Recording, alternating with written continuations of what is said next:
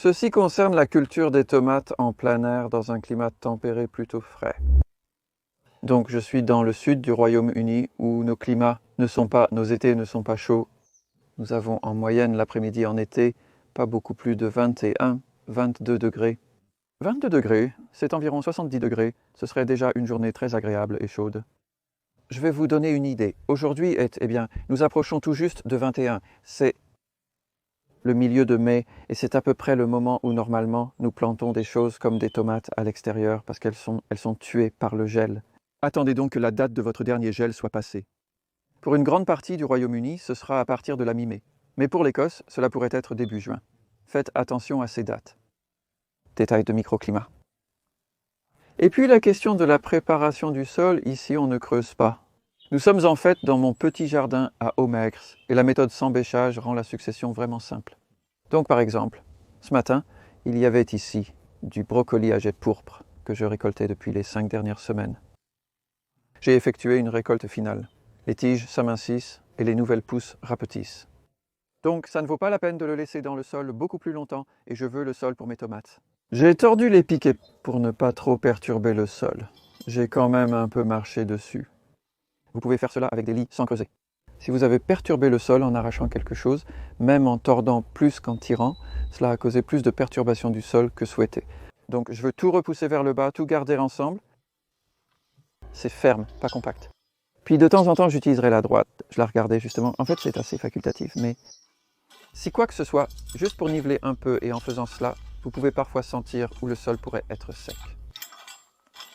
Et avant le tournage plus tôt ce matin, j'ai arrosé ici parce qu'il y a eu des plantes comme le brocoli au printemps sec, comme nous l'avons eu. Elles absorbent beaucoup d'humidité et il est bon de donner un peu d'eau avant même de faire votre nouvelle plantation.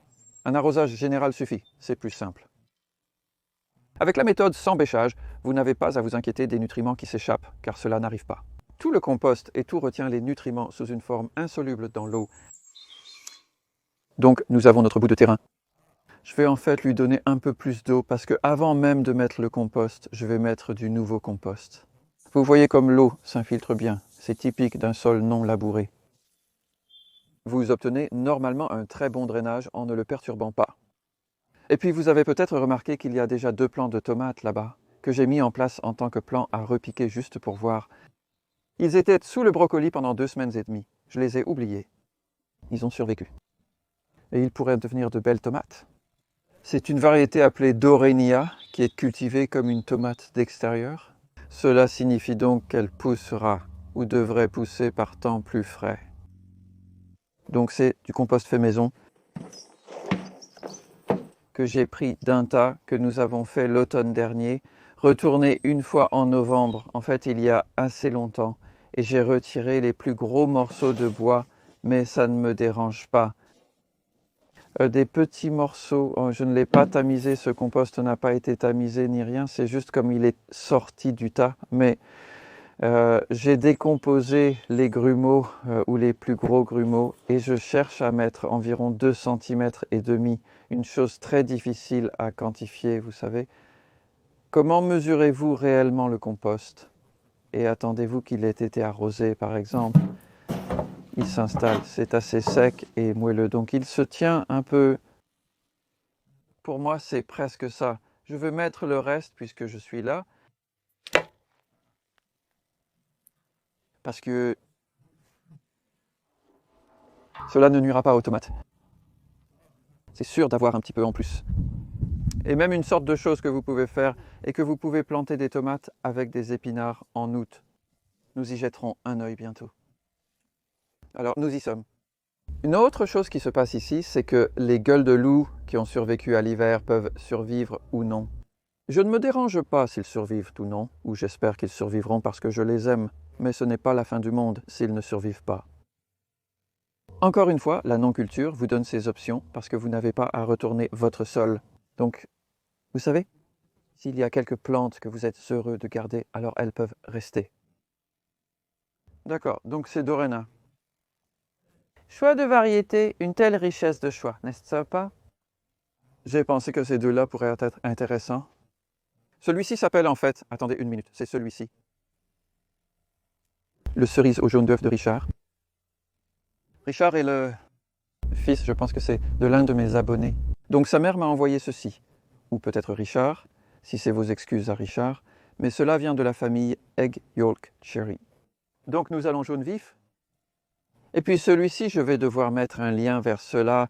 Des personnes à Wiltshire dirigent une entreprise spécialisée dans les tomates. Je ne me souviens pas de leur nom. Et celui-ci s'appelle Yukos Persimmon Cross Lilius Perfection. Et je pense que ça va être une fièvre. Et je suis prêt à prendre ce risque. Je prends des risques en plantant des tomates car c'est amusant de voir le résultat.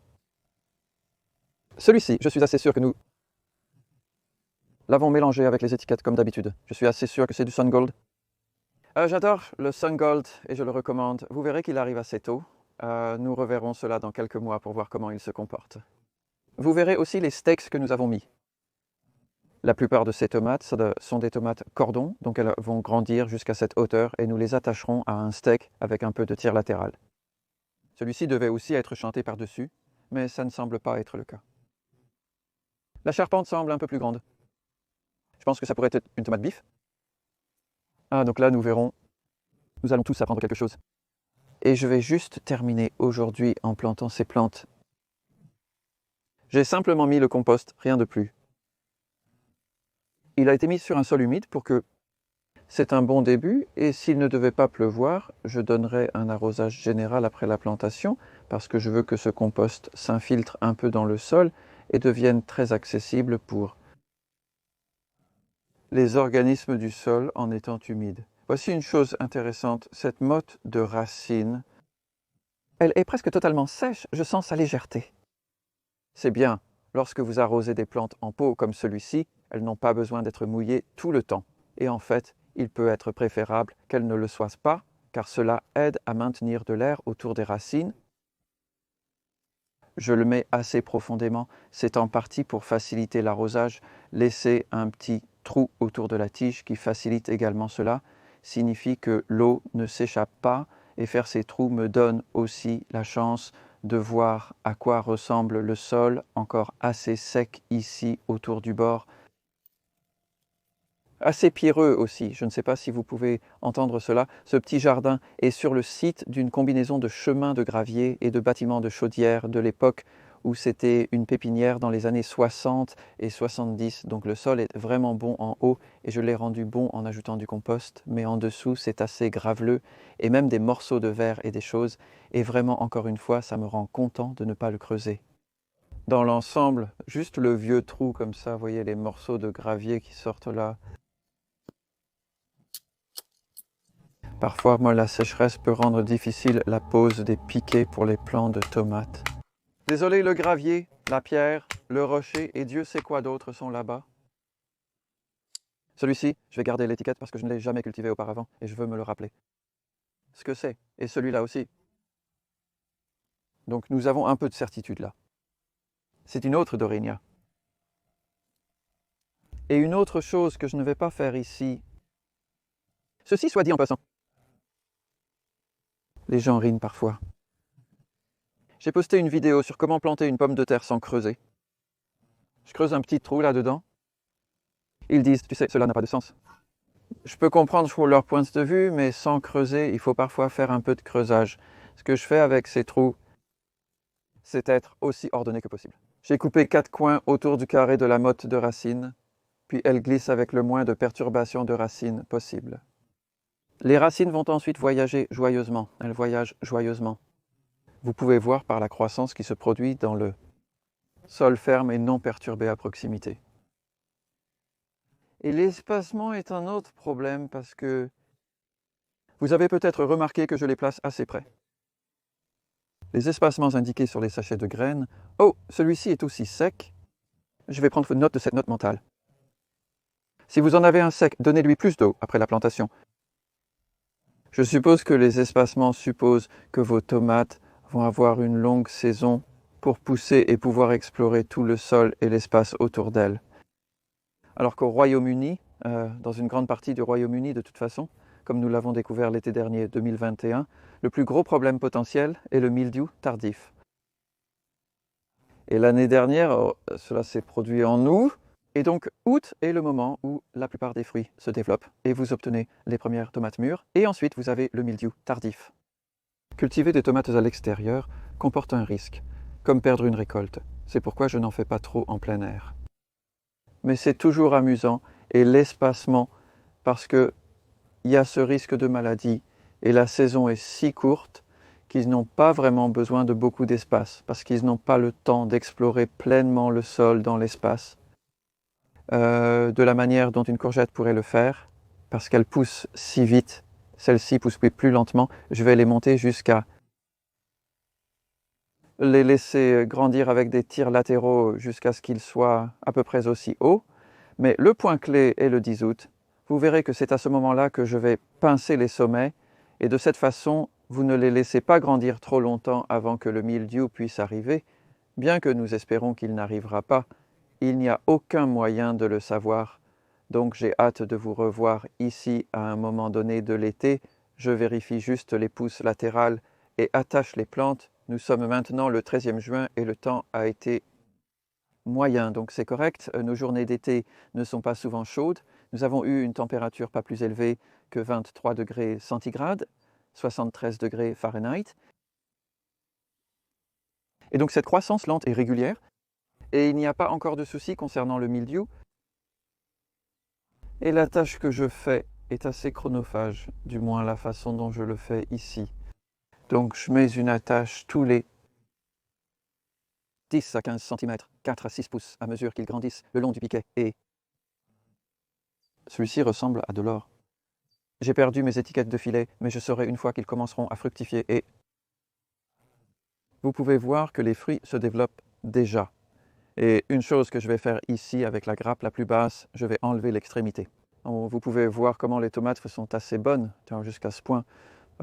Et puis soudainement, elles ne le sont plus. Ouais. Et si vous faites cela, enlevez cette partie. Cela donne à ces dernières femmes plus de chances de mûrir assez rapidement, pendant que la plante est encore en croissance, parce qu'à cette époque de l'année maintenant, les tomates font tout. Les plantes grandissent et commencent à produire des fruits. Bientôt, elles devront aussi faire mûrir leurs fruits. Assurez-vous qu'elles sont bien arrosées. Ce sol est assez sec. Nous n'avons pas beaucoup arrosé. Il y a 8 jours, nous avons eu 24 mm, presque 1 pouce de pluie. C'était génial et je ne les ai pas vraiment regardées depuis. En les regardant maintenant, je réalise qu'elles sont un peu sèches et pourraient avoir besoin d'eau. Il n'est donc pas essentiel en plein soleil. Ils n'ont pas flétri, mais je les garde humides sans trop arroser. C'est ma règle de base pour tout. Cela simplifie la vie, moins d'arrosage. Et vous pouvez voir par la pousse latérale, si vous ne l'avez jamais fait avant, vous cherchez ces petites nouvelles pousses sur le côté de la plante où la feuille rejoint la tige principale. Et voici une autre confiance. Celle-ci, en fait, j'aurais pu en enlever une. Avant, maintenant, mais celle-là. Oui, il y en a un que j'enlève. Ce petit a du mal à y arriver, mais le reste a l'air plutôt bien. Et c'est à peu près tout. Pour l'instant, il s'agit juste de les surveiller, les tailler, les attacher au fur et à mesure qu'ils en ont besoin. Les arroser, je ne le fais pas.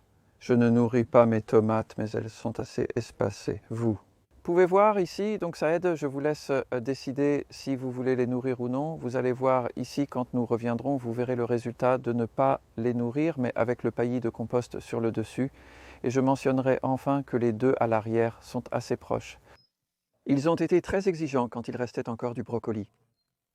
Et je les laisse là assez proches parce que derrière eux, les pois près du bord de ce lit sont morts pour une raison quelconque, et cela signifie qu'il y a plus d'espace derrière eux.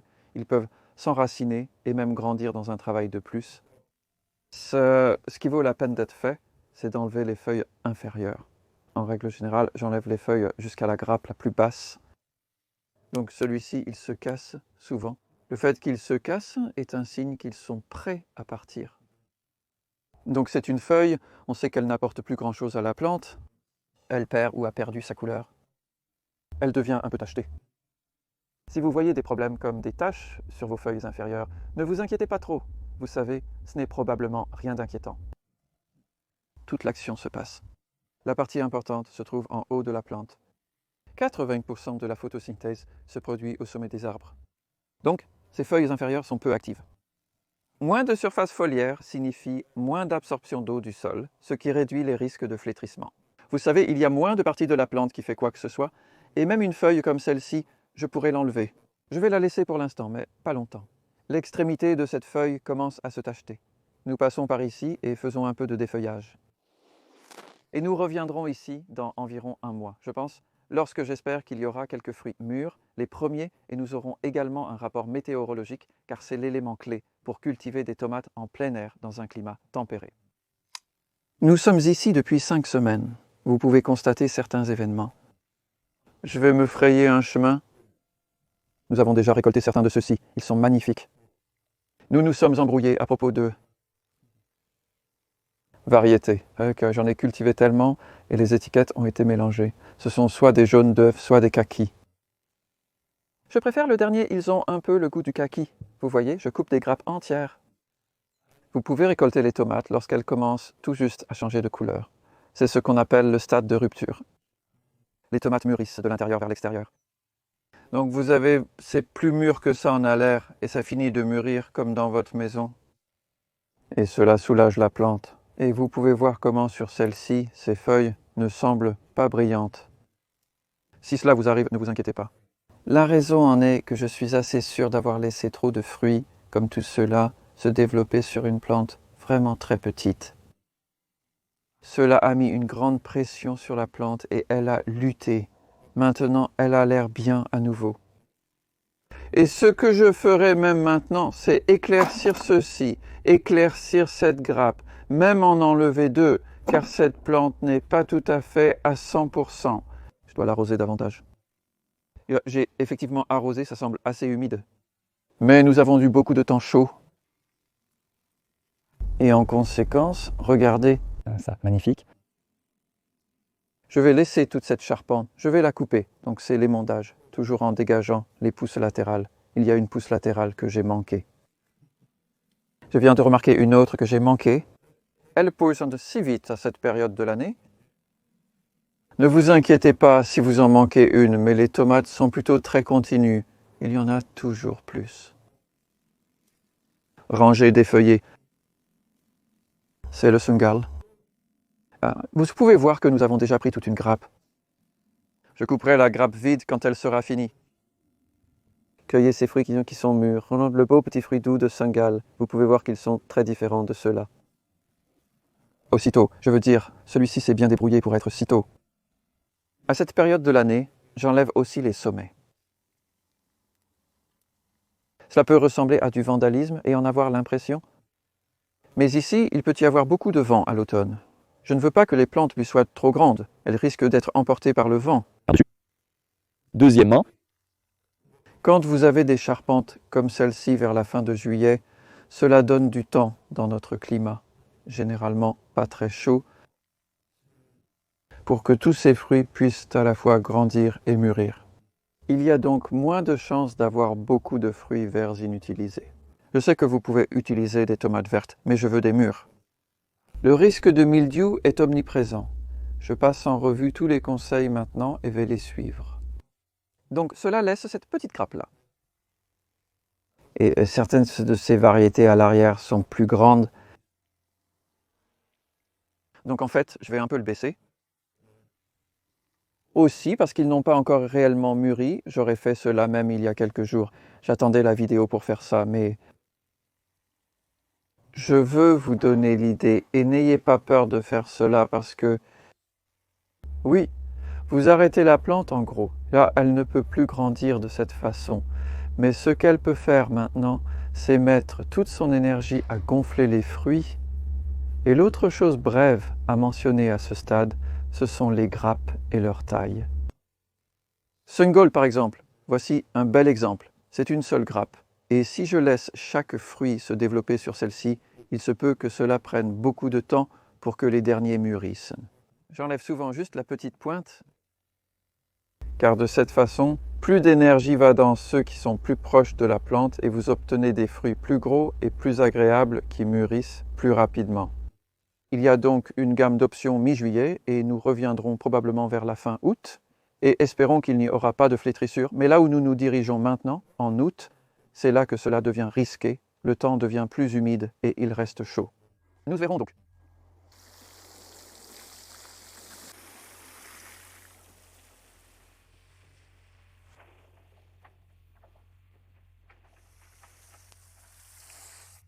Nous sommes maintenant à la mi-août et regardez cela, ils ont vraiment bien poussé, mais j'ai eu beaucoup de chance avec le temps cette année. L'été 2022 a été assez chaud récemment. Nous venons de passer une semaine avec des températures proches de 30 degrés Celsius, soit environ 85 degrés Fahrenheit, ce qui est assez inhabituel pour nous. De plus, la sécheresse des 6 dernières semaines a empêché l'apparition du mildiou, même tardif. Au cours des 6 dernières semaines, nous n'avons eu que 5 mm de pluie, soit un cinquième de pouce. Donc j'ai arrosé régulièrement, ce que vous devez faire avec les tomates, car ce sont des plantes assoiffées, mais je n'ai pas nourri. Voici le résultat en utilisant seulement du paillis de compost, sans nourriture ni engrais. Vous pouvez voir que j'ai été en train de défeuiller et de raccourcir des grappes, en particulier sur le Sun Gold, parce que comme j'ai enlevé une extrémité de cette grappe-là par exemple, et cela aide les fruits qui restent, qui sont encore beaucoup, à atteindre une taille décente. Et sinon, vous risquez d'avoir des fruits qui ne font jamais vraiment de beaux fruits, et cela prend de l'énergie à la plante. Donc des petites choses comme ça peuvent faire une grande différence en étant réaliste par rapport à votre sol et à votre situation. Et l'arrosage a aidé parce que je fais une chose de plus sous les plantes, c'est que je pense déjà à ce qui va pousser ensuite avec ces tomates. Et j'ai décidé de mettre de la coriandre à l'extrémité de ce lit qui poussera pendant l'automne et devrait survivre à l'hiver, et de même pour les épinards. Donc c'est de l'épinard Médania, semé il y a 2 semaines, semé en multi dans des modules. Et cela fait 3 jours que je les ai mis en terre. Cela montre qu'ils ont un peu grandi, mais ils entrent assez petits, ce qui est normal. On peut voir une racine de tomate, par exemple. Cette plante d'épinard ne va pas beaucoup pousser pour le moment, ce qui est tout à fait normal. Elle n'en a pas besoin. Il fait simplement descendre ses racines autour et à travers celles de la tomate. Il pourrait même s'entraider en plantant ainsi. C'est une si belle méthode. Et puis vers la mi-octobre, je pense peut-être même plus tôt, quand je viendrai enlever les plants de tomates, je pourrai simplement couper à la base en utilisant même une truelle tranchante. Désolé plante, elle sera finie à ce moment-là et cela laissera les épinards intacts et il y aura une récolte d'épinards ici fin octobre, très peu de temps après la fin des tomates. Donc ces tomates ont bien combien de temps à aller? Nous ne savons pas avec certitude. Cela dépend de quand le mildiou tardif arrive, c'est le principal facteur déterminant. J'ai déjà pincé le haut des plantes et cela signifie qu'elles ne peuvent plus produire de nouveaux fruits. Maintenant que j'ai raccourci les grappes, la principale tâche en cours est d'éliminer toute pousse latérale. Que vous voyez, c'est important car sinon la plante gaspille de l'énergie à essayer de faire pousser de nouvelles tiges. Et ils continueront à le faire une fois que vous aurez pincé les sommets, ils continuent à faire des pousses latérales et assurez-vous simplement qu'ils sont bien soutenus. Donc j'ai mis quelques barres supérieures là où les plantes poussaient même après avoir pincé le sommet. Ils continuent à pousser vers le haut et ensuite il y avait des fruits qui se développaient au sommet de la plante. Peut-être si lourd qu'ils tirent la plante vers le bas et à mon horreur, il y a environ 3 jours, l'une de ces plantes s'est cassée, presque au milieu, et il semble se casser de toute façon. J'ai réussi à le soulever encore connecté et à mettre la barre horizontale entre deux des verticales et à reposer la plante sur cela. Et elle a toujours l'air vraiment saine en fait. C'est incroyable ce que les plantes peuvent faire de cette façon. Vous savez, juste une petite connexion suffit. Donc maintenant, je vais faire une grande cueillette. C'est combien de fruits ont poussé en 6 jours depuis la dernière fois et nous verrons ce que nous obtenons. Il y a Sun Gold et Uluru jaune et Dorinia et le rouge 1.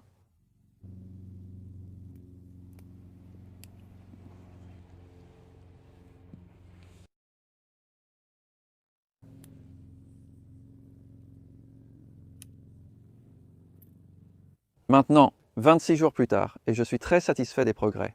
Nous avons eu pas mal de temps chaud selon nos critères, plus chaud que d'habitude. Des températures nocturnes supérieures à 10 degrés Celsius, 50 Fahrenheit, et des températures diurnes de 20 degrés Celsius, 70 Fahrenheit.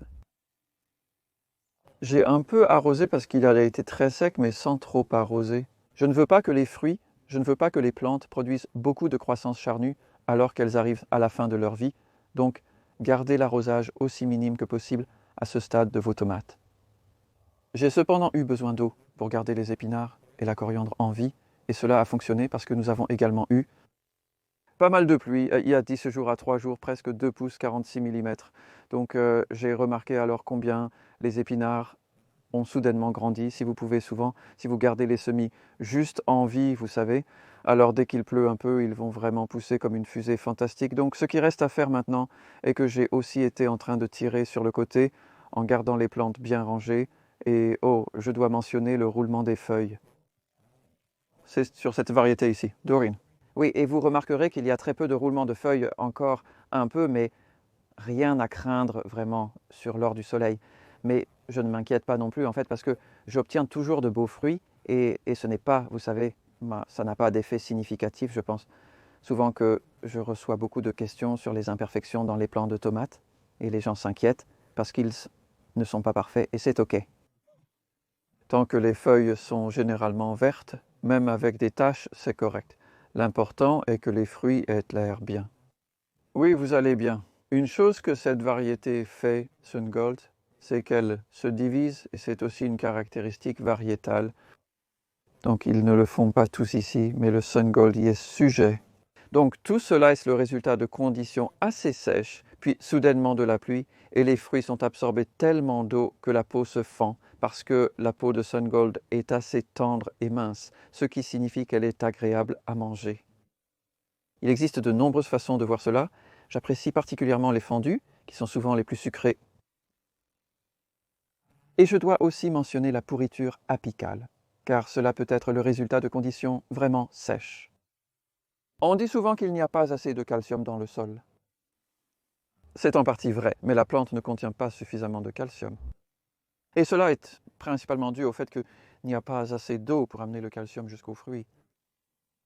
Donc, si vous souffrez de la pourriture apicale, qui est un noir très laid noir, tache qui peut être assez grande au bas d'un fruit de tomate, vous pouvez toujours manger la partie supérieure d'ailleurs, mais la tache noire signifie que vous devez arroser plus en gros.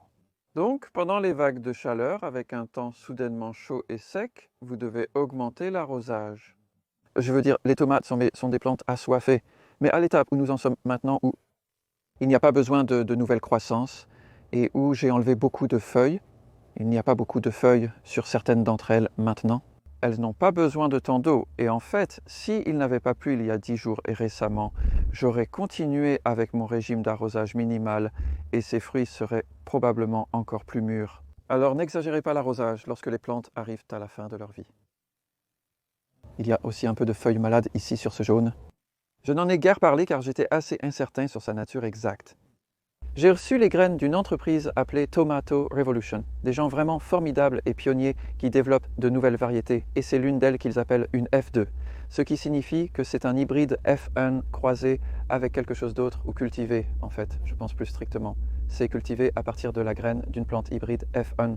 Vous obtenez un peu de mélange, et en fait, l'un des éleveurs était ici la semaine dernière, et il était très intéressé de voir cela, et je mettrai le nom sur l'écran car je ne me souviens pas vraiment sur le moment.